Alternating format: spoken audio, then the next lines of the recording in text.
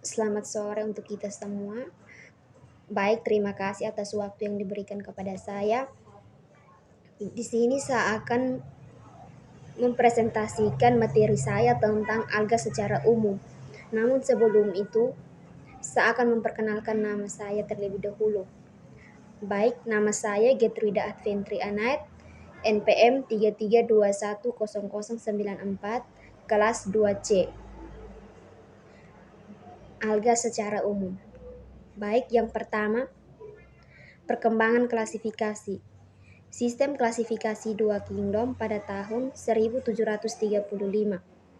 Sistem klasifikasi ini dilakukan dengan melihat kesamaan bentuk luar dari tubuh makhluk hidup atau morfologi. Klasifikasi dua kingdom terbagi menjadi tumbuhan dan hewan. Sistem klasifikasi tiga kingdom pada tahun 1866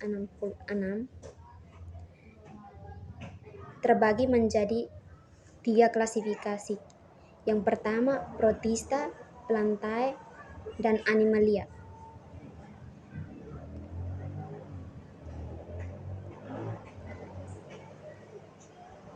Sistem klasifikasi dua Empire pada tahun 1925.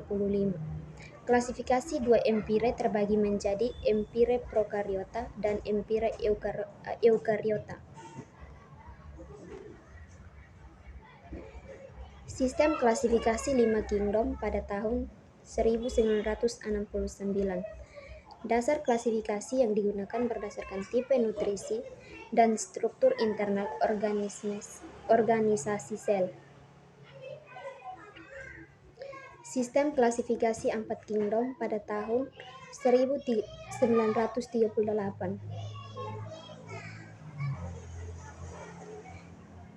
Sistem klasifikasi 4 kingdom dengan memindah dua prokariota, yakni bakteri dan alga hijau biru, ke dalam kingdom Monera.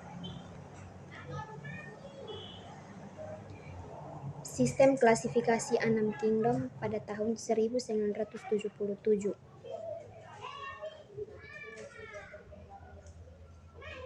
Carl Woese membagi kingdom Monera menjadi dua kelompok, yakni kingdom Eubacteria dan kingdom Archaebacteria.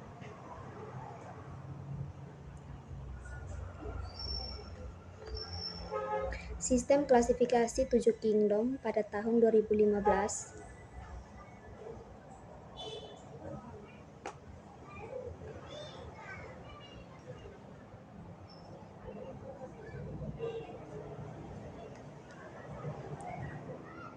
Sistem klasifikasi 3 domain.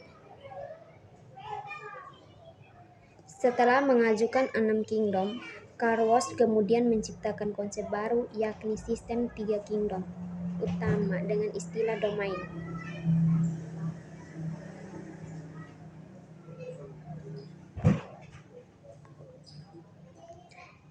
Yang pertama, domain bakteria. Domain bakteria terbagi menjadi kingdom bakteria.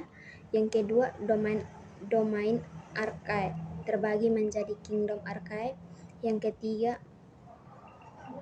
domain eukarya terbagi menjadi 4 bagian. Yang pertama, kingdom Protista.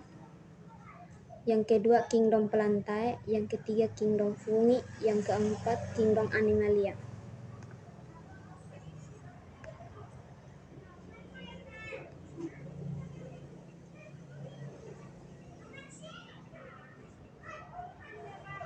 Yang pertama, eukariotik, memiliki inti sel.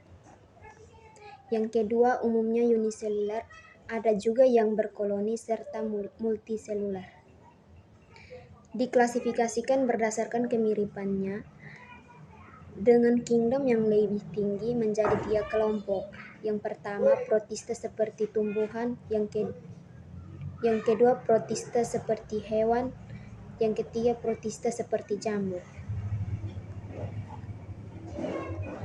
Ciri-ciri alga.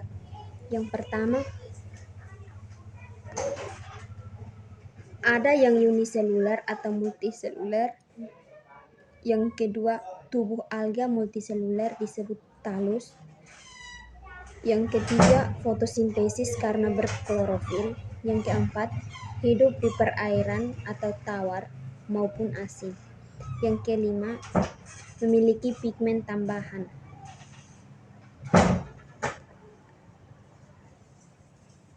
Macam-macam pigmen pada alga. Pigmen fotosintetik menghasilkan klorofil. Pigmen non-fotosintetik menghasilkan keraton. Keraton di sini menghasilkan fukasantin dan xanthofil dan juga phycobolin. Phycobolin di sini menghasilkan phycoerythrin dan phycocyanin. Berdasarkan tempat hidupnya di perairan, ganggang dibedakan ke dalam beberapa kelompok berikut. Yang pertama, ganggang subaerial, hidup di permukaan air. Yang kedua, ganggang intertidal,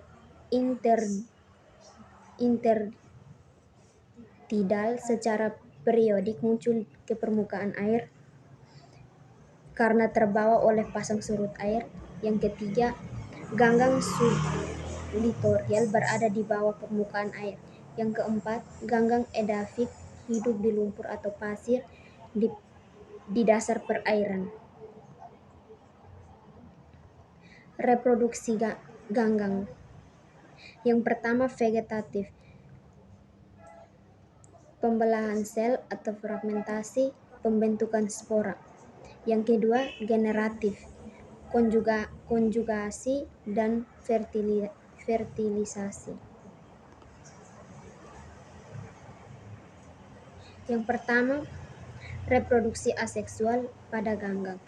Reproduksi secara aseksual pada ganggang dapat terjadi melalui pembelahan biner atau fragmentasi dan pembentukan spora vegetatif. A. Pembelahan biner. Pembelahan biner dapat terjadi pada ganggang uniseluler, misalnya euglonoid, chlorella, dan propita atau ganggang api.